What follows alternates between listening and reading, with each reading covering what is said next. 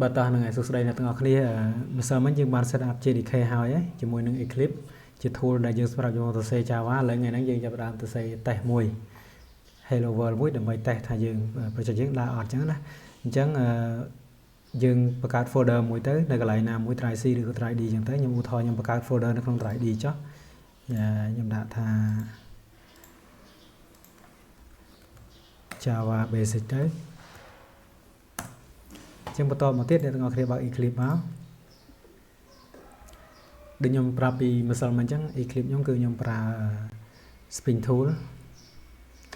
ចឹងអ្នកទាំងអស់គ្នា browse មករក folder ដែលអ្នកទាំងអស់គ្នាបង្កើតវិញមកគឺ Java basic នេះ select មកហើយយើង launch វាទៅ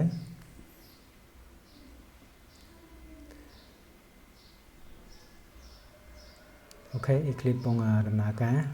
ចឹងតិចអូខេហើយអញ្ចឹងឥឡូវយើងបង្កើត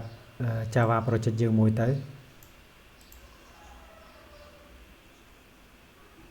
កុំព្យូទ័រខ្ញុំវារៀង slow តិចនេះអញ្ចឹងអ្នកទាំងអស់គ្នាជិះមើលកលេចមកខាងឆ្វេងដៃកុំព្យូទ័រខ្ញុំវារៀងយឺតតិច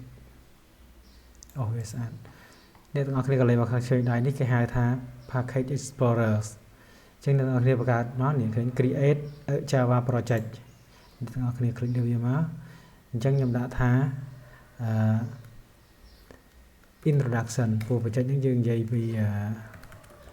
introduction យើងចុចដាច់មកអញ្ចឹងវានឹងបង្កើត folder មួយ ARC យើងអូខេអញ្ចឹងយើង finish មក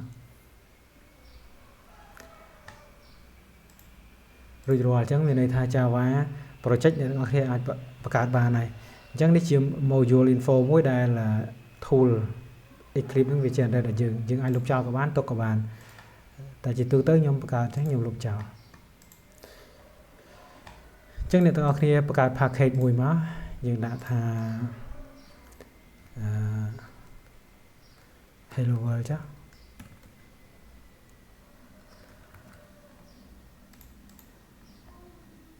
តោះមកអ្នកទាំងអស់គ្នាបង្កើត class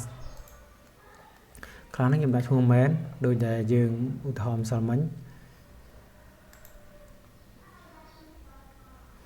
អញ្ចឹងពេលដែលអ្នកទាំងអស់គ្នាវារៀងតូចបន្តិចខ្ញុំសុំស៊ូមឲ្យធំបន្តិចប៉ុណ្នេះចាប់ហើយអ្នកទាំងអស់គ្នាអាចមើលច្បាស់ហើយប៉ុណ្នេះធំហើយអញ្ចឹងខ្ញុំបង្កើត class main មួយអញ្ចឹងនៅក្នុង class main ហ្នឹងខ្ញុំមាន function មួយដែលឈ្មោះថា public static void main ហើយនៅក្នុងហ្នឹងមាន parameter មួយជា string វាជា array ហើយនឹង variable name មួយអ្នកទាំងអស់គ្នាបិទបើក curly brace មកអញ្ចឹងឧទាហរណ៍ខ្ញុំទៅសេ system.out.print បិទបើកវងកញ្ចក់មកអញ្ចឹងខ្ញុំបិទsemicolon មកវិញមកអញ្ចឹងនៅក្នុងនេះខ្ញុំទៅសេពាក្យថា hello world អូខេអញ្ចឹងអ្នកទាំងអស់គ្នា save មករួចហើយអ្នកទាំងអស់គ្នាមកស្ដាំយកពាក្យថា run as Java application អញ្ចឹងអ្នកទាំងអស់គ្នានឹងឃើញនៅក្នុង console នេះពាក្យថា hello world hello from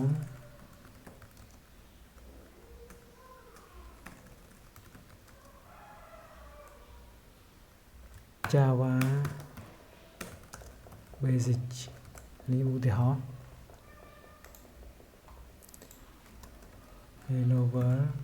hello world from Java basic អញ្ចឹងអ្នកទាំងអស់គ្នាមកស្ដាប់មក run as Java application នោះអ្នកទាំងអស់គ្នានឹងឃើញពាក្យថា hello world from Java basic អញ្ចឹងអ្នកទាំងអស់គ្នាចេះទៅសេប៉ុណ្ណឹងគឺស្មើនឹងអ្នកទាំងអស់គ្នាចេះទៅសេ Java ហើយអូខេអញ្ចឹងវីដេអូហ្នឹងមានតែប៉ុណ្្នឹងទេយើងនឹងជួបគ្នានៅវីដេអូបន្តទៀតទាក់ទងជាមួយនឹងdata type អូខេបាយបាយ